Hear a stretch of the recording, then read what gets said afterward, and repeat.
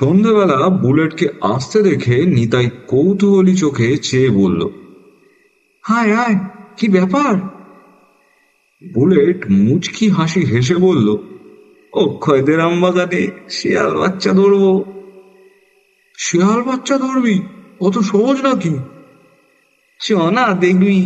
একটা ফোন দিয়েছে যে মাথায়। কি ফোন দি? দূর বাবা, আগে চল, তারপর তো দেখবি। জামাটা কোনো মতো গায়ে পড়ে বেরিয়ে পড়ল। বাইরে বেরিয়ে দেখলো অন্ধকার নামছে। যেন ব্যস্ত পায়ে গাছে গাছে পাখিদের জলসায় বেশ জমজমাট বোধন পাড়া। খাঁ খাঁ বোধন মাঠে দাঁড়িয়ে নিতাইয়ের গা ছমছম করে উঠল। নিতাইকে দাঁড়িয়ে থাকতে দেখে বুলেট বলল, কে, চল, আমাদের একটু জোরে হাঁটতে হবে, না হলে কিন্তু বেশ অসুবিধায় পড়তে হবে। অসুবিধে? কিসের অসুবিধে? আরে, বেশি অন্ধকার হলে শিয়ালের বাসার গর্তগুলো চিনতে পারবি? যাওয়াটাই তো মাটি হয়ে যাবে। তাহলে তো আমরা দুপুরে গেলেই ভালো করতাম। দূর বোকা, দুপুরে গর্তে ধাড়ি শিয়ালগুলো থাকে না। ওরা সাংঘাতিক, ভীষণ হিংসা। সন্ধেবেলাটা নিরাপদ, কারণ সন্ধেবেলা হলেই খাবারের খোঁজে ওরা গর্ত থেকে বেরিয়ে পড়ে। গর্তে শুধু বাচ্চাগুলো থাকে। ওরা অতটা হিংস্র নয়, বাচ্চা তো, তাই দাঁত নখ এখনো জোর হয়নি। বুলেটের কথায় নিতাই বেশ অবাক হলো। শেয়াল সম্পর্কে বুলেট বেশ খোঁজ খবর নিয়েই তবে তৈরি হয়েছে শেয়ালের বাচ্চা ধরতে। বোধন মাঠ পেরিয়ে একটু পশ্চিম দিকে গেলেই রমজানদের পোড়ো বাড়ি। বাড়িটার ঠিক পিছনে অক্ষয়দের আম বাগান। ঝাঁকা মুটের মতো সার সার আমের গাছ দাঁড়িয়ে আছে বাগানটায়। ঘন গাছের এই বাগানে দিনের বেলায়ও সূর্যের আলো পড়ে না। আম বাগানে ঢুকলে বুক ঠিপ ঠিপ করে, কেমন যেন এক অজানা ভয়ে। এই আম বাগানেই আছে শেয়ালের গর্ত। এক একটা গর্তের মুখ নয় খালের পার পর্যন্ত চলে গেছে। আবার কোনো কোনো গর্তের মুখ রমজানদের পোড়ো বাড়ির ভেতরেও ঢুকে গিয়েছে। বুলেটের সাথে যথাসাধ্য জোরে নিতাই হাঁটতে লাগল। অন্ধকারে জোরে হাঁটতে নিতাইয়ের বেশি অসুবিধা হচ্ছে।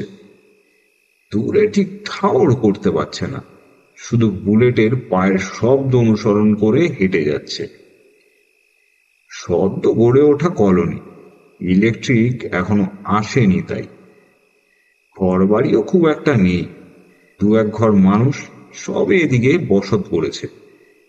তাদের ঘর থেকে হেরিকেন কুপির আলো এসে পড়ছে রাস্তায়। কেরোসিন কুপির কাপা কাপা আলোয় এক রহস্যময় পরিবেশে গা ছমছম করছে নিতাইয়ের। মনটা শক্ত করে নিতাই বুলেটের সাথে রমজানদের পোড়ো বাড়ির উঠোনে পা রাখলো। অমনি পোড়ো বাড়ির ছাদে হি হি হাসির শব্দ শুরু হলো। হাসির শব্দে বুলেট ভারী অবাক হয়ে গেল। নিতাই কাপা কাপা গলায় বলল, আর না ভাই, আর এগিয়েও না, পোড়ো বাড়ি। বাধা দিয়ে বুলেট বলল, চুপ, মনে হয় কোনো চোর টোর ঘাপটি দিয়ে আছে, আমাদের আসতে দেখে ভয় দেখাচ্ছে। নিতাই বলল, ভূত হতে পারে, ভাঙা বাড়ি, পোড়ো বাড়ি কিন্তু বদনাম আছে। তোর কি যে বলিস, চল না একবার বাড়িটা ছাদে উঠে দেখা যাক কে আছে ওখানে। ওই ছাদে উঠলে ভূত গলা টিপে মারবে, আমি বলে দিচ্ছি। অন্ধকার কাঁপিয়ে আবার হাসির শব্দ উঠল। পেছনের আম বাগানে সে শব্দ ছড়িয়ে গিয়ে গম গম করছে। নিতাই বুলেটের হাত ধরে বলল, চল আমরা ফিরে যাই। না না, আমি একবার ছাদে উঠে দেখবই, তুই দাঁড়া এখানে চুপচাপ। বুলেটের কথা শেষ হতেই একটা শেয়াল দৌড়ে গেল নিতাইয়ের গা ঘেঁষে। অমনি আমবাগান জুড়ে শুরু হলো হুক্কা হুয়া ডাক। গা ছমছম করা সে ডাকের সাথে শুরু হলো আবার হাসি। তাই এবার বেশ উত্তেজিত হয়ে বুলেটকে বলল, কিরে চল ফিরে যায় এক্ষুনি, শুধু শুধু বিপদে পড়ার কোনো অর্থই হয় না। বুলেট ঠাট্টা করে বলল, তুই যে এত ভীতু কুসংস্কার আচ্ছন্ন ভাবতেই পারি না। সামান্য হাসি শুনে সিদ্ধান্ত নিয়ে নিলি যে ভূতের হাসি? ভূত তুই দেখেছিস কখনো? না, দেখিনি। তবে কি ভূত নেই? না, ভূত ভূত বলে কিছু নেই, ওসব তো বাজে কল্পনা। তাই তো একবার নিজে পরীক্ষা করে দেখতে চাই ভূত জিনিসটা আসলে কি। তাই বলল, বেশ, তবে তুই একাই এখানে থাক, আমি চললাম। যত সব বাজে কাজে আমাকে প্রাণটা যাক, আমি চাই না। বুলেট এবার বেশ আমতা আমতা করতে লাগলো। মনে মনে ভাবলো, নিতাই সত্যি যদি রেগে চলে যায় তবে তার পক্ষে একা এখানে থাকাটা সত্যিই বেশ বিপদের। কিছুটা নরম গলায় বুলেট তাই নিতাইয়ের কাছে এগিয়ে এসে বলল, দেখ, এমনি সুযোগ কিন্তু আর জীবনে পাবো না ভাই। কিসের সুযোগ? ভূত দেখার। ভূত দেখার? তুই সত্যি পাগল হয়ে গেছিস? না রে, এমন সুযোগ আর আসবে না। নিতাই বলল, তো ভাই তুই থাক, আর সারা রাত ধরে ভূত নিয়ে গবেষণা কর। আমি ভাই চলি, তোর সাথে যে আমার উচিত শিক্ষা হয়ে গেছে। খুব রেগেছিস না রে? পোড়ো বাড়ির পেছন দিকের বাগানে পেঁচা ডেকে উঠল। ভয় পেয়ে ডানা ঝাপটে পেঁচাটা ঘুরপাক খেতে লাগলো বুলেটের মাথার উপরে। বুলেট পেঁচাটাকে তাড়া দিতেই দু এক পাক খেয়ে উড়ে গেল পোড়ো বাড়ির পেছনের দিকে। বাড়িটার পেছনের ঝোপে জোনাকির আলোকমালা জ্বলছে নিভছে।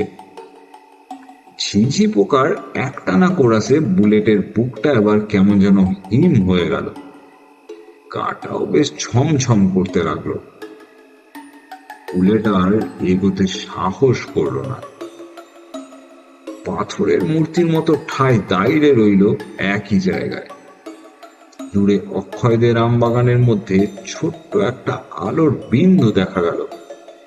নিতাই ফিস ফিস করে বুলেটকে বলল, অক্ষয়দের বাগানের ভেতর দিয়ে কেউ হয়তো আসছে। নির্জন পোড়ো বাড়িতে দাঁড়িয়ে ছোট্ট একটা আলোর বিন্দু বুলেটের মনের ভয় কিছুটা যেন সরিয়ে দিল। বেশ কিছুটা হালকা মেজাজে নিতাই বলল, চল তবে অক্ষয়দের আম বাগানের দিকেই যাই। বুলেটের কথা শেষ হতেই খোনা খোনা গলায় পোড়ো বাড়ির ভেতর থেকে কে যেন বলল, কে বাড়ির ভেতর আসবি না? উঠান থেকে চলে যাবি? চমকে উঠল বুলেট। নিতাইয়ের গলা শুকিয়ে কাঠ। অন্ধকারে কিছুই আর দেখা যাচ্ছে না। অন্ধকার খান খান করে আবার সেই গলা শোনা গেল। খোনা খোনা গলায় এবার আবার হাসি ফুটল। হোক হোক করে হেসে বলল, কিরে, তোদের না বড় সাহস? তা আয় দেখি একবার ভিতরে, দেখি তোদের মুখখানা। ও শব্দ করে বুলেট জড়িয়ে ধরল নিতাইকে। নিতাই ভয়ে ঠক ঠক করে কাঁপতে কাঁপতে কখন জ্ঞান হারিয়ে পড়ে যায় পোড়ো বাড়ির উঠোনে নিজেরাই জানে না। অক্ষয় ওদের চোখে মুখে জল ছিটিয়ে দিতেই জ্ঞান ফিরল। জ্ঞান ফিরতেই অক্ষয় বিস্ময় ভরা গলায় জিজ্ঞেস করল, কি হয়েছিল খোকা? নিতাইয়ের কথা শুনে অক্ষয় বেশ গম্ভীর হয়ে গেল। ফ্যাল ফ্যাল করে পুরো বাড়িটার দিকে তাকিয়ে থাকলো কিছুক্ষণ।